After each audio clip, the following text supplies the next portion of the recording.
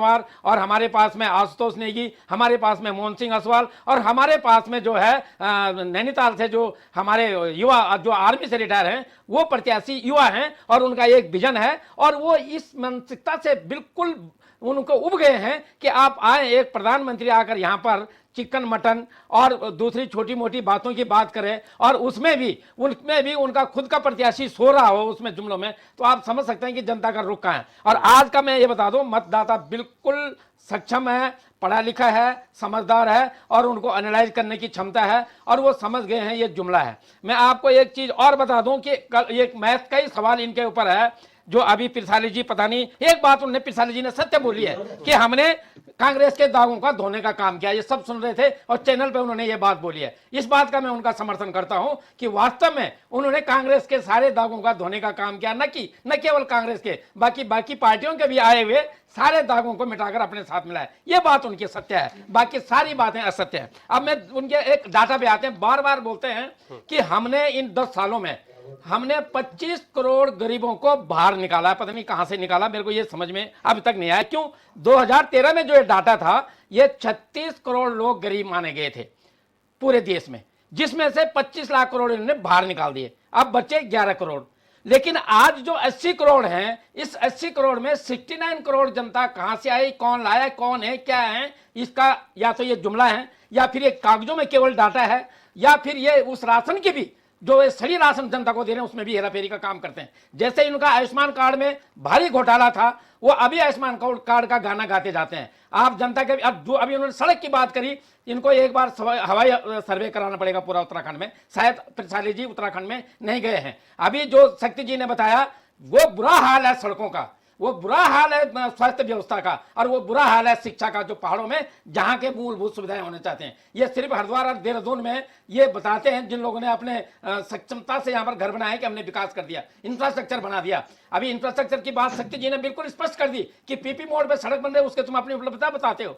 अरे सड़क तो बनाओ जाकर बाणा से आगे, सड़क तो बनाओ आप जाकर के पिथौरागढ़ की तरफ, सड़क बनाओ आप जो है जौनसार बाबर की तरफ। और मैं तो आज भी जहां श्रीनगर के बिल्कुल साथ से जुड़ा हुआ घर है मेरा, और अगर आज पिरसाली जी बिना झटके खाए हुए अगर घर चले जाए तो मैं मान जाऊं उनके बीजेपी का इनका जो विकास है, उनके जो नेता दिखाई नहीं देते। मेरा यही विडंबना था, अगर डिबेट होता कल की डिबेट में और जहां हमारा क्या नाम बोलते पवार खड़ा था, अगर वहां माला जी होती और जोत सिंह जी होते तो कल ही फैसला लोगों को बता देते कि विजय किसकी है। वहां खड़े थे नहीं थे, चुनावी मैदान में तो हैं। खैर, शक्ति चुनाव बरतवाल मैदान में निश्चित हमारी जीत है और हमारा पक्का हम इस मान के चलते हैं कि जो भ्रम बीजेपी का 5 सीटों पे है वो टूट जाएगा। ये शक्ति जी ने इस बात का पहले बता दिया, हम समर्थन करते हैं। ठीक है, शक्ति बरतवाल जी, जिन सीटों पर निर्दलीय या फिर क्षेत्रीय पार्टियां इस अंतिम दौर में मजबूत होते हुए दिखाई दे रहे हैं कुछ कैंडिडेट, इससे नुकसान किसको देखते हैं आप, भाजपा को या कांग्रेस को? देखिए, निश्चित रूप से जब भी कोई निर्दलीय प्रत्याशी होता है या तीसरी पार्टी का कोई कैंडिडेट होता है और जब अगर उसकी स्थिति मजबूत होती है, अगर वो चर्चा में आता है, तो ये सीधा सा एक थ्योरी होती है कि वो सत्ता पक्ष के विरोध में लोगों की आवाज़ बुलंद हो रही है। आपने देखा होगा कि यूकेडी की स्थिति बिल्कुल शून्य पर आ गई थी और आज उसकी स्थिति लोकसभा चुनाव में अगर वो चर्चा में है, और चर्चा में ही नहीं है बल्कि जो उनके समर्थित प्रत्याशी बॉबी पंवार है, और बॉबी पंवार कोई अपनी महत्वाकांक्षा को लेकर राजनीति में नहीं आए हैं। एक 26 साल का नौजवान जिसके ऊपर कम से कम 22 मुकदमे इस बात को लेकर दर्ज हैं कि वो नौजवान सिर्फ आपके लोगों की बात रख रहा है, वो भर्ती घोटाले की बात रख रहा है, वो स्वास्थ्य विभाग में हुए भ्रष्टाचार की बात रख रहा है, वो अंकिता भंडारी हत्याकांड में कौन लोग संलिप्त हैं उनकी बात रख रहा है।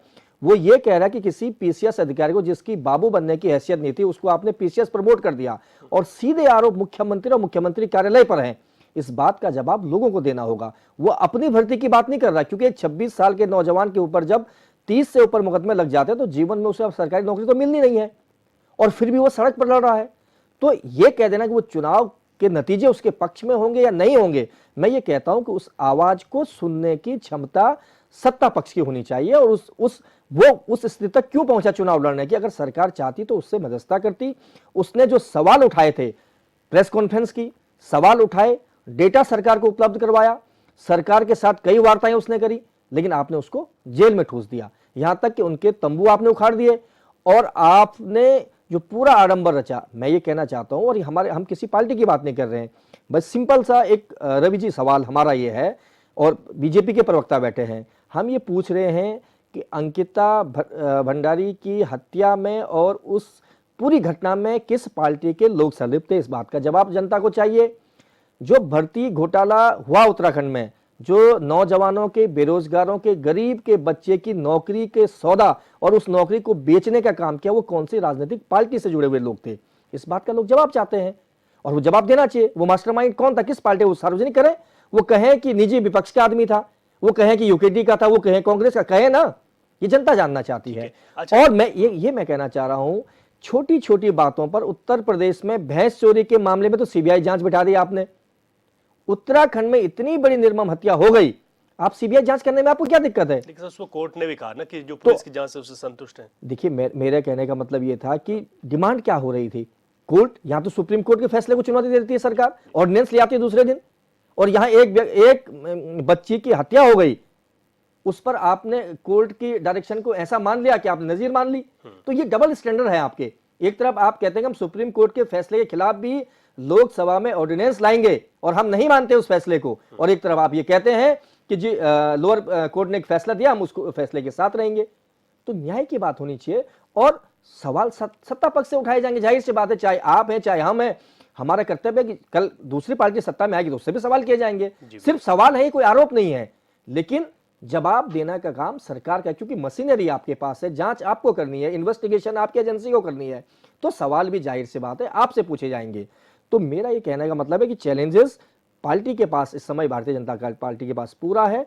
और तीसरा जो मैंने कहा कि बार बार जो नारे दिए जाते, देखिए making India, skill India, digital India, ये कहाँ है आज? आज चुनाव सिर्फ और सिर्फ एक कुछ चीजों पर, नई नई चीजों पर सिमट गया। आपको ये कहना चाहिए था कि स्किल इंडिया के तहत हमने इतना खर्चा किया। मैं रवि जी आपको बता दूं कि अरबों रुपए स्किल इंडिया के नाम पर सेंटर बनाए गए। आज उन जिन नौजवानों को सरकार के पैसे से ट्रेनिंग दी गई, ना तो वो नौजवान कहीं दिख रहा है, ना वो सेंटर दिख रहे हैं। तो कहीं ना कहीं विफलता है, आपकी प्लानिंग में चूक है। और अभी भी मौका है, 10 साल का वक्त बहुत लंबा टाइम होता है किसी भी सरकार के लिए। अब ये नहीं आप कह सकते जी हम पे टाइम कम था। वो तो भारत की जनता बहुत ही सहनशील जनता है और लोगों को स्वीकार करती है, बातों को सुनती है। नहीं तो इसी बयान पर, जब प्रधानमंत्री जी ने एक बयान दिया था कि मुझे 5 साल का वक्त दीजिए, अगर मैं डिलीवर नहीं कर पाया तो मुझे चौराहे पर टांग देना, ये वक्तव्य दिया एक देश के प्रधानमंत्री ने, और जनता ने सहज स्वीकार किया, फिर आपको 5 साल दे दिया। हम ये नहीं कह रहे कि फाइट में बीजेपी पूरी तरीके से फाइट में है, हो सकता है कि लोग मोदी जी से प्रभावित भी हों, लेकिन स्थानीय सांसदों को भी जवाब देना चाहिए कि आपने 5 साल में क्या किया, और क्यों नहीं आप अपनी सांसद निधि का 50% खर्च पाए। बीजेपी के प्रवक्ता प्रसाली जी बताएं कि क्यों नहीं आपके सांसद 50% पैसा खर्च कर पाए। ये तो डेटा है, सार्वजनिक है।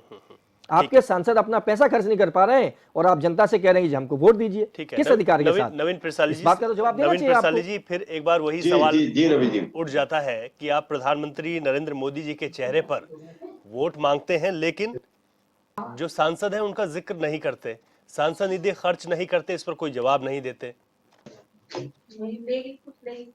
देखिए रवि जी, क्या होता है कि आप जब भी बात करते हैं कि आप चेहरे पे वोट मांग रहे हैं, आप इस पर वोट मांग रहे हैं, आप उस पर वोट मांग रहे हैं, आप इस पर ही मांग रहे हैं, एक तर्क से दूसरे तर्कों को काटना बहुत आसान है। 10 रुपए का एक आरटीआई लगती है, आप चेक कर सकते हैं कि किसने कितना किया। आप अगर आपके पास, मैं बरतवाल जी से पूछता हूँ, आपके पास कोई डेटा, आधिकारिक डेटा, सुनी सुनाई बातों पर नहीं, तो उस डेटा को मुझे दिखाने का काम करे। हमारे सभी सांसदों ने पूरी निधि अपनी खर्च की है, वो प्रक्रिया के तहत होती है। उस प्रक्रिया में डेटा स्लो आता है, पैसा पहले अप्रूव हो जाता है, तो आपको देखना होगा। आप 10 रुपए की एक आरटीआई डाल सकते हैं, आपके पास टाइम है, 1 महीने बाद फिर हम उस बात को देख लेंगे। अगर आपके पास कोई आधिकारिक डेटा है, प्रमाण है, तो आप मुझे स्क्रीन पर दिखाइए कि आप इस प्रकार से कोई भी विपक्ष, मैं आप बात कर रहा हूं कि विपक्ष पूरी तरह से फेल हो गया, उसका ठिकरा भारतीय जनता पार्टी पर फोड़ना ठीक नहीं है। आज अगर कांग्रेस खत्म हो रही है तो अपनी करनी से हो रही है। आज अगर दूसरे पार्टी अगर यहाँ पर उभर नहीं पा रहे तो अपनी करनी से हो रही है, क्योंकि उनकी नीयत और नीति में खोट है। भारतीय जनता पार्टी की सफलता में से ईर्ष्या करने की बजाय सबसे पहले उनको अपनी नीयत और नीति के खोट को निकालना होगा, अपने गिरबान में झांकना होगा, तब जाके कुछ होगा। भारतीय जनता पार्टी की नीति और मोदी जी का नेतृत्व आज पूरा विश्व जिसका लोहा मान रहा है, उस पर विपक्ष का सवाल उठाना बिल्कुल भी जायज नहीं है, क्योंकि विपक्ष अपने आप में खत्म हो चुका है, समाप्त हो चुका है। विपक्ष क्यों नहीं मांग रहा अपने चेहरे पर वोट? अब मैं ये पूछना चाह रहा हूं विपक्ष से, इनके पास चेहरा नहीं है क्या? इनके पास नेता नहीं है? ठीक है, ये क्या है? ठीक है, क्या कोई पार्टी नहीं है?